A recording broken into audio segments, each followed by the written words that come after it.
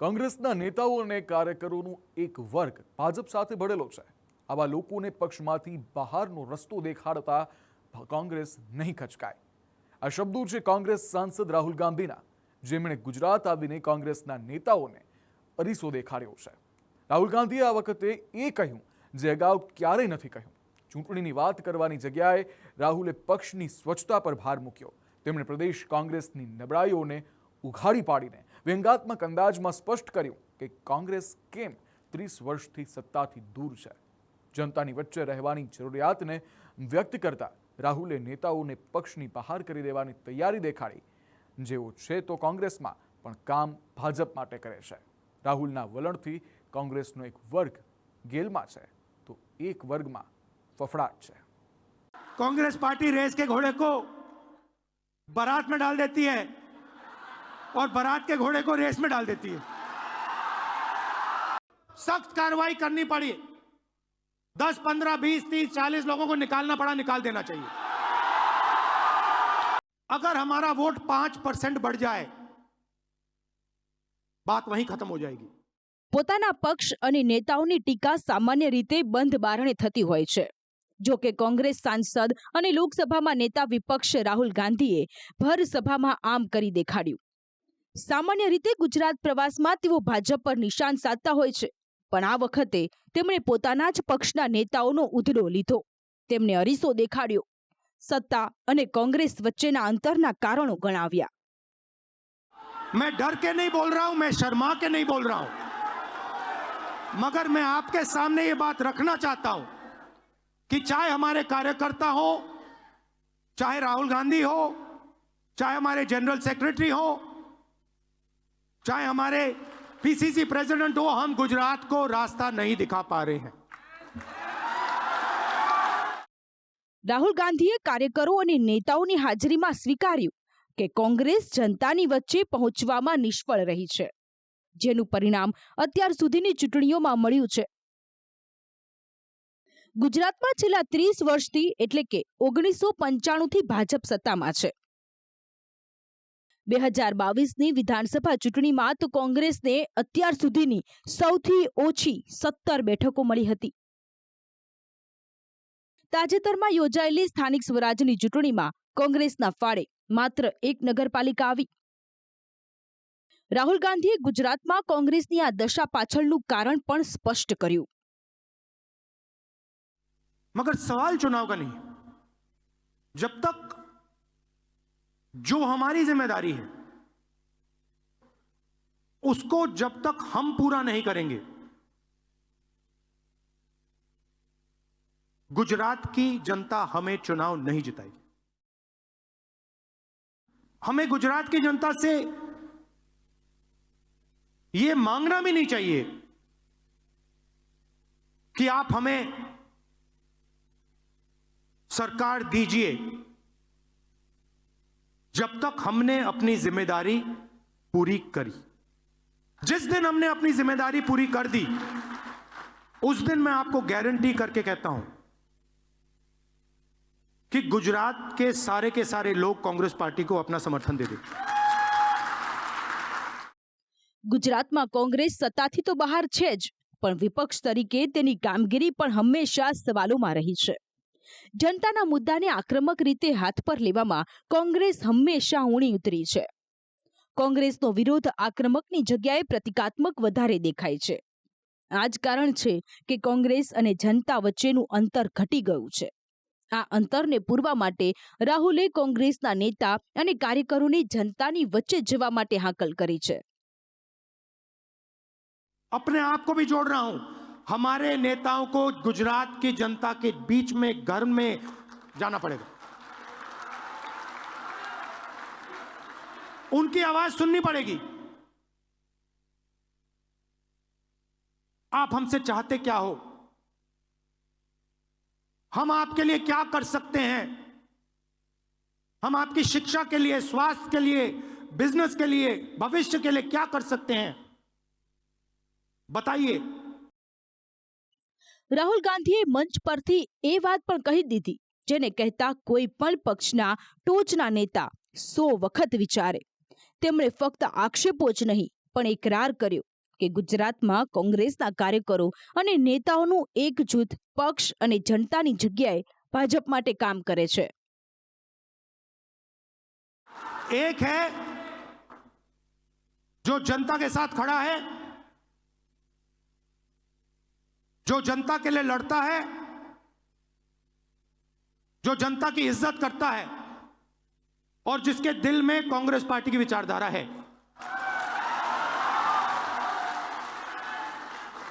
और दूसरा है जो जनता से कटा हुआ है, दूर बैठता है, जनता की इज्जत नहीं करता है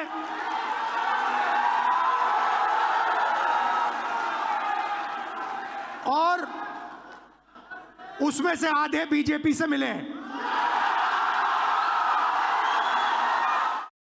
રાહુલ ગાંધીનો આ આક્ષેપ પોતાનામાં ઘણો ગંભીર કહી શકાય. જો કે તે નવો નથી. અગાઉ પણ કોંગ્રેસના ઘણા નેતાઓ પર ભાજપ તરફી હોવાના આક્ષેપો થઈ ચૂક્યા છે. કોંગ્રેસની પછડાટ માટે આ કારણોને ટોચના કારણમાં પણ સ્થાન અપાય છે.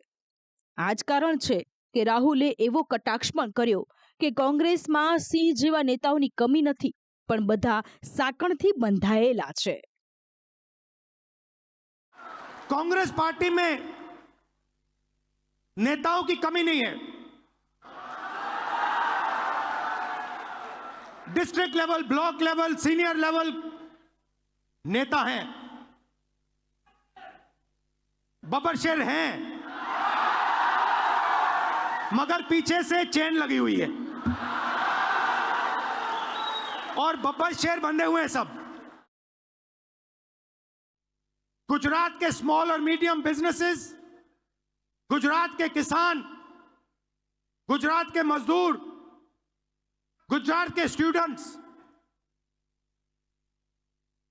ऑपोजिशन चाहते हैं, विकल्प चाहते हैं, बी टीम नहीं चाहते हैं. રાહુલ ગાંધીએ જ્યારે આ વાત કરી ત્યારે કોંગ્રેસના તમામ વરિષ્ઠ નેતાઓ મંચ પર હાજર હતા. રાહુલે જ્યારે નેતાઓ પર નિશાન સાધ્યું ત્યારે શ્રોતાઓમાં બેઠેલા કાર્યકરોએ તાળીઓના ગડગડાટથી તેમને વધાવી લીધા, જે ગુજરાતમાં કોંગ્રેસની ખરી સ્થિતિ બતાવે છે. ગુજરાતમાં છેલ્લા 20 વર્ષમાં કોંગ્રેસ જેટલી નબળી બની છે તેટલી નબળી અગાઉ ક્યારેય ન હતી. ચૂંટણી આવે એટલે કોંગ્રેસ તૂટે એ સામાન્ય ક્રમ બની ગયો છે. આ ઉપરાંત કોંગ્રેસના ઘણા મોટા ચહેરા હવે ભાજપમાં છે. છેલ્લા 12 વર્ષમાં જ 60 જેટલા મોટા નેતાઓ કોંગ્રેસ છોડી ચૂક્યા છે, જેમાં ધારાસભ્ય, સાંસદો અને પક્ષના હોદ્દેદારોનો સમાવેશ થાય છે. રાઘવજી પટેલ, અર્જુન મોઢવાડિયા, અમરીશ ડેર અને કુંવરજી બાવળિયા સહિતના નેતાઓ ભાજપમાં જોડાઈ જતા કોંગ્રેસે સૌરાષ્ટ્રનો પોતાનો ગઢ ગુમાવી દીધો છે. એવામાં હવે રાહુલ ગાંધીએ સ્પષ્ટતા કરી છે કે જેઓ કોંગ્રેસમાં રહીને ભાજપ માટે કામ કરે છે તેમણે આમ કરવાની જરૂર નથી, તેઓ સીધા ભાજપમાં જોડાઈ શકે છે. રાહુલે તો જરૂર પડે આવા નેતાઓને કાઢી મૂકવાની પણ તૈયારી બતાવી છે. अगर हमें सख्त कार्रवाई करनी पड़ी, 10, 15, 20, 30, 40 लोगों को निकालना पड़ा, निकाल देना चाहिए. बीजेपी के लिए अंदर से काम कर रहे हो, चलो जाके देखते हैं, बाहर से काम करो. तुम्हारी वहां जगह नहीं बनेगी, बाहर फेंक देंगे तुम्हें. એટલું જ નહીં, રાહુલ ગાંધીએ કોંગ્રેસ હાઈકમાન્ડની કામગીરી પર પણ સવાલો ઉઠાવ્યા, કટાક્ષ કર્યો. વરઘોડો અને રેસના ઘોડાની ઉપમા આપીને તેમણે ઘણું બધું કહી દીધું. 2 तरीके के घोड़े होते हैं, एक होता है रेस का, एक होता है शादी का. कांग्रेस पार्टी रेस के घोड़े को बारात में डाल देती है और बारात के घोड़े को रेस में डाल देती है.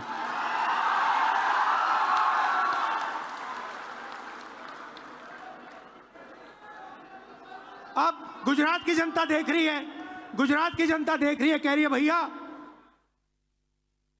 कांग्रेस पार्टी ने रेस में बारात का घोड़ा डाल दिया.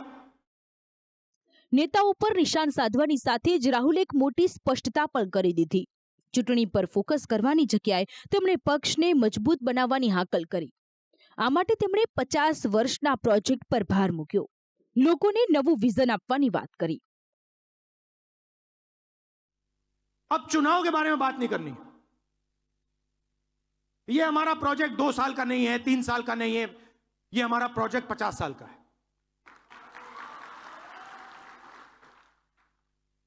और अब हमें कांग्रेस पार्टी की विचारधारा,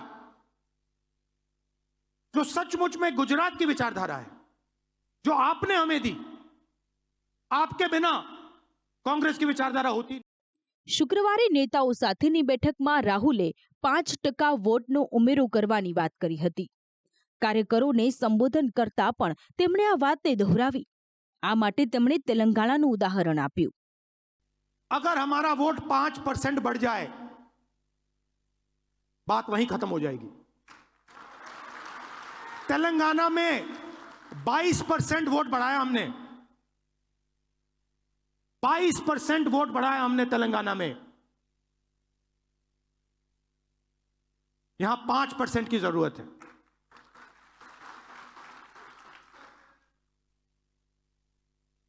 मगर छाने बिना 5% नहीं मिल सकता। विपक्ष के पास गुजरात में 40% वोट है। छोटा विपक्ष नहीं है, यह नहीं है कि 5% वोट है। कहीं भी गुजरात के किसी भी कोने में 40% हमारे हैं। मतलब 2 में से 1 हमारा, 1 उनका। ગુજરાતમાં વિપક્ષ પાસે 40% મતની વાત કરીને રાહુલે અસમંજસ પણ ઊભી કરી છે, કેમ કે વિપક્ષમાં તો આમ આદમી પાર્ટીનો પણ સમાવેશ થાય છે। 2022ની વિધાનસભા ચૂંટણીમાં કોંગ્રેસનો વોટ શેર 27.28% અને આપનો વોટ શેર 12.92% હતો। એક તરફ જ્યાં વિપક્ષનું ઇન્ડિયા ગઠબંધન વિખેરાઈ ગયું છે, કોંગ્રેસ અને આપની રાહ પણ અલગ અલગ થઈ ગઈ છે। એવામાં રાહુલ ગાંધીએ કોંગ્રેસની જગ્યાએ વિપક્ષની વાત કરીને ઘણા સંકેતો આપ્યા છે। રાહુલ ગાંધીએ જ્યાં પોતાના જ પક્ષના નેતા ઉપર નિશાન સાધ્યું છે, ત્યારે પક્ષનું એ વર્ગ પણ હવે ખુલીને સામે આવ્યો છે, જેને નેતૃત્વ સામે ફરિયાદ છે, તેમની કામગીરી સામે असंतोष છે। રાહુલનો સાથ મળતા આ કાર્યકરોને હવે દોડવા માટે ઢાળ મળી ગયો છે। ચોક્કસ સાચી વાત છે કે જે લોકો ઇલેક્શનની અંદર બે ધારી તલવાર પર કામ કરતા હોય છે અને જ્યાં સારું લાગે ત્યાં સેટલમેન્ટમાં કામ કરતા હોય છે અને ચોક્કસ એવા નેતાઓની હકાલપટ્ટી કરવી જોઈએ। એ વાત સાથે હું પણ સહમત છું ને આજે રાહુલ ગાંધીએ પણ એ વાત કરી છે ને એવું અમે પણ કાર્યકર્તા તરીકે એવી આશા રાખીએ કે જલ્દીથી જલ્દી આનું ઇમ્પ્લિમેન્ટેશન થાય। એટલે રાહુલ ગાંધી બહુ સ્પષ્ટ વાતને માને છે કે જે લોકોને કામ કરવું છે નિષ્ઠાથી કર્મઠતાથી એ કોંગ્રેસમાં કામ કરે અને જે લોકો ડબલ લાઇનવાળા હોય, ક્યાંક ભાજપથી મેળાપણું રાખતા હોય, ક્યાંક ડબલ લાઇનિંગ રાખતા હોય અને પક્ષમાં બેઠા હોય, મોટા હોદ્દા ઉપર આગેવાનો બીજા આગેવાનોને આગળ ના આવતા હોય, એવા લોકોની કોઈ જરૂર નથી। और मैं समझता हूं कि इस बार राहुल जी का एक रूप और एक नेतृत्व की क्षमता गुजरात देखेगा और संगठन को मजबूत होंगे। છેલ્લા ઘણા સમયથી કોંગ્રેસથી નારાજ અને સ્વર્ગીય અહેમદ પટેલના પુત્રી મુમતાઝ પટેલે પણ સ્વાભાવિક રીતે જ પોતાની પ્રતિક્રિયા આપી। તેમણે વિશ્વાસ વ્યક્ત કર્યો કે રાહુલની ખાતરી બાદ હવે કોંગ્રેસમાં બધું સમુસૂતરું થશે।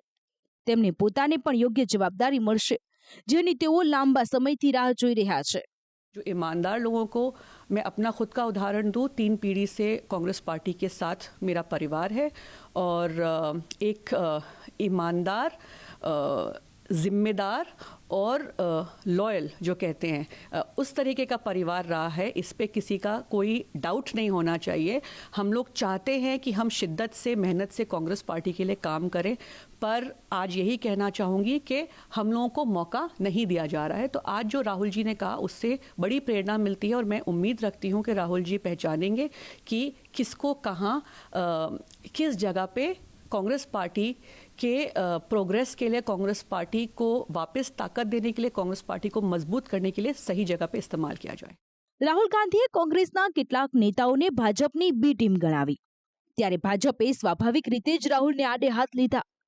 ભાજપે રાહુલ ગાંધી પર પોતાના જ કાર્યકરો પર શંકા કરવાનો આક્ષેપ કર્યો।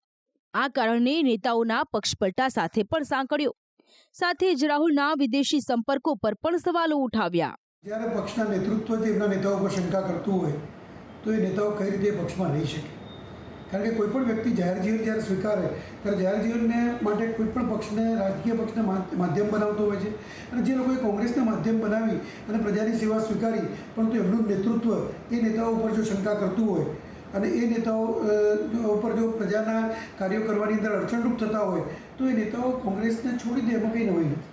એક વાત ચોક્કસ છે કે ભારતીય જનતા પાર્ટી એ લોકપ્રિયતા માટે થઈને નથી જીતતી, કામો થકી નહીં જીતતી, પણ સામ દામ દંડ ભેદની રાજનીતિ, જે કરોડો અરબો રૂપિયા જે તમામ ક્ષેત્રની અંદર જે ખર્ચવાના હોય એ ખર્ચીને સત્તા સ્થાને આવે છે, એ આવનાર સમયની અંદર આ જે વાત છે એનાથી કોંગ્રેસના કાર્યકરોનું મનોબળ વધશે અને ઉમેદવારોમાં પણ ક્યાંક ને ક્યાંક વાતનો અહેસાસ થશે કે કોંગ્રેસ હવે એકજૂટ થઈને પાર્ટીનું કામ કરશે.